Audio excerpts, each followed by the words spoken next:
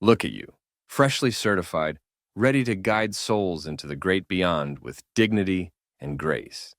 That idealism will last exactly one day on the job. Congratulations! You've just signed up for a career where your clients literally can't talk back because, they're dead. On paper, you've got one of the coolest jobs out there. In reality, you're basically a babysitter for corpses, and not the fun kind.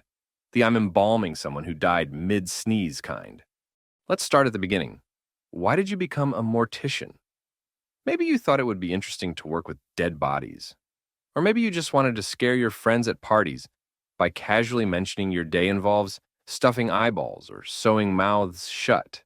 Spoiler alert, while it might sound cool in theory, reality hits hard when you realize you're spending 40+ hours a week surrounded by silence, formaldehyde, and people who can't talk back because they're dead.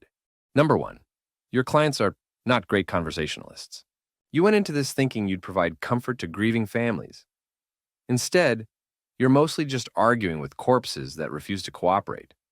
Sir, I need you to relax your jaw so I can set your expression. Ma'am, if you keep leaking, we're going to have a problem. No, Mr. Johnson. Rigor mortis is not a personal challenge to me. Your clients arrive wrapped in plastic labeled John Doe number 1 or Jane Doe number 2. Bonus points if one of them smells like they've been marinating in their own juices for days. By 9 a.m., you're Googling how to reconstruct a face after a car accident.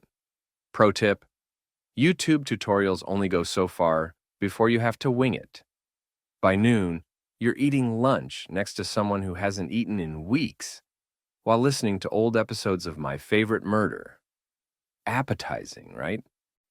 Number 2, the families? Even worse.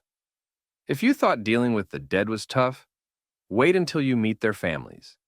These people are grieving, irrational, and occasionally unhinged. The bargain hunter. You're charging how much for embalming? Uncle Frank would never have paid that. Requests that make no sense.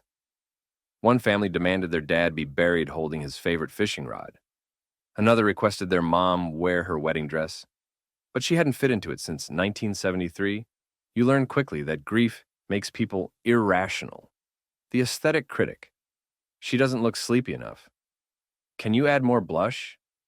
Families argue over caskets. He wouldn't have wanted oak. Flowers, roses are tacky. And whether grandma should wear her favorite pearls or leave them to charity. Meanwhile, you're silently praying none of them asks you to stay late to fix Uncle Frank's dentures. Number 3, the work environment is unique. Working in a funeral home is less secret society and more of a mad scientist's lab. Embalming machines, autopsy tables, giant tubs of embalming fluid, it's all here. Oh, and don't forget the chemicals. Formaldehyde exposure is a real thing, which means you're slowly poisoning yourself every time you breathe. Small talk with coworkers includes gems like hot enough for you, glances at crematorium. HR issues include Phil keeps using the embalming fluid as coffee creamer. Number 4, social life challenges. Let's talk about your social life, or lack thereof. When people find out you're a mortician, conversations usually go one of 3 ways. That's so cool. They're lying. Ew, gross. Fair enough. Wait, do you steal organs? Thanks, urban legends. Dating is even harder. Imagine telling someone on a first date what you do for a living. So, I spend my days making dead people look alive again.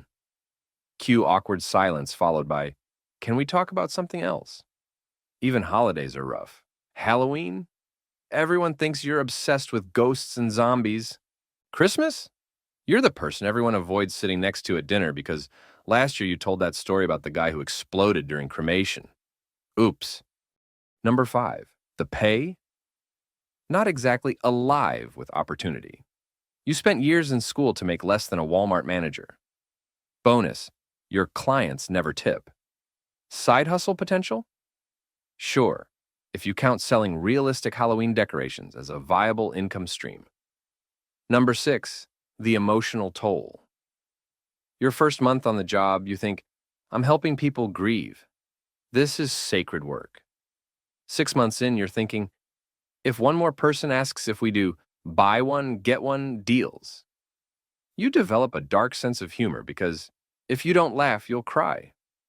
Hey, at least our customers never complain. Over time, you start seeing humanity at its most vulnerable. The raw pain of loss, the guilt of unfinished goodbyes, the sheer absurdity of mortality. Some cases stick with you. The young mother, the teenager killed in a car crash, the elderly couple who left behind love letters written decades ago. These moments remind you why you do what you do, but they also make it impossible to unsee the fragility of life. Number 7, the perks of the job.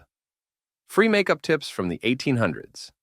Unlimited material for your stand-up comedy side gig. What's the deal with rigor mortis? And hey, at least you'll never worry about bad dates again. Well, at least you're not as stiff as my last partner. Number 8. Ghosts? Yeah, they're real, and they're annoying. You didn't believe in the supernatural until your 3rd week on the job, when you realized the lights flicker when you're alone in the prep room. Dude, I'm already working overtime. Stop haunting the breaker box. Tools go missing and reappear in impossible places. No, I did not leave the trocar in the fridge. That's your bad energy, Sharon. You hear whispers when no one's there. If you wanted a closed casket, you should have said something before you died. Types of ghosts you'll meet. The critic. My makeup was much better in life. The prankster. Keeps turning all the corpses' heads just slightly to freak you out. The overly attached. Follows you home because you're the only one who listens. Number 9, the final insult.